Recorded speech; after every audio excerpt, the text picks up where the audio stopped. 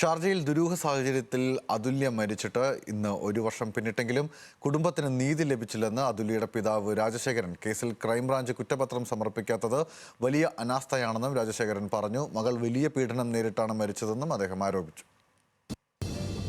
2025 July 19 അതുല്യയെ തൂങ്ങി മരിച്ച നിലയിൽ കണ്ടെത്തിയത്. കൊല്ലം തേവലക്കര സ്വദേശി അതുല്യ ഭർത്താവ് സതീഷിനൊപ്പം ഷാർജയിൽ ഫ്ളാറ്റിലാണ് താമസിച്ചിരുന്നത്. താമസിച്ച സ്ഥലത്ത് അതുല്യയെ മരിച്ച നിലയിൽ കണ്ടെത്തുകയായിരുന്നു.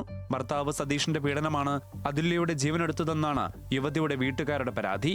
അതുല്യയെ കൊലപ്പെടുത്തുമെന്ന് സതീഷ് ഭീഷണിപ്പെടുത്തുന്ന ദൃശ്യങ്ങളും പുറത്തു വന്നിരുന്നു. അതുല്യ നേരിട്ട പീഡനത്തിന്റെ തെളിവുകളെല്ലാം കുടുംബം ക്രൈംബ്രാഞ്ചിന് കൈമാറുകയും ചെയ്തിരുന്നു. കേസിൽ കുറ്റപത്രം സമർപ്പിക്കാൻ പോലും അന്വേഷണ സംഘത്തിനായില്ലെന്ന് കുടുംബം ആരോപിക്കുന്നു.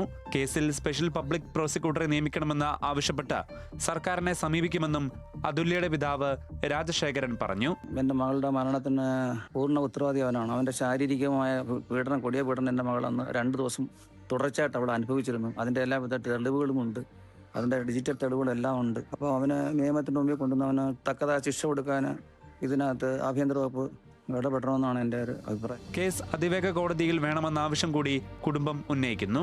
മകൾ ഭർത്താവിൽ നിന്ന് അനുഭവിച്ച പീഡനങ്ങളുടെ ദൃശ്യങ്ങൾ വരെ അന്വേഷണ സംഘത്തിന് കൈമാറിയിട്ടുണ്ട്. നീതി ലഭിക്കും വരെ പോരാട്ടം തുടരാനാണ് കുടുംബത്തിന്റെ തീരുമാനം. ന്യൂസ് മലയാളം, കൊല്ലം.